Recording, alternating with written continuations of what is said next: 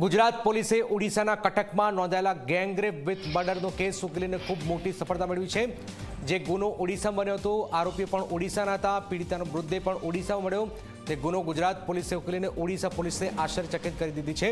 એટલે કે સંપૂર્ણ બ્લાઇન્ડ કેસને ડિટેક્ટ કરવામાં સુરત પીસીબીને મોટી સફળતા મળી છે। કેસની વિગત એવી છે કે ઓડિશાના કટકમાં 13 ડિસેમ્બરના દિવસે એક મહિલાની ડેડ બોડી મળી। મહિલા ગેંગરેપનો ભોગ બની શૈતાની રાક્ષસો તેની હત્યા કરી નાખી। જે બાદ ઓડિશાની પોલીસને ગુનાની જગ્યાએથી મળેલા લોહીના નિશાનવાળું એક પેન્ટ મળ્યું। એ પેન્ટમાં ન્યૂ સ્ટાર ટેલરની કાપલી પણ મળી આવી હતી અને આ જ કાપલી કેસ ઉકેલવામાં મુખ્ય સુરાગ બની।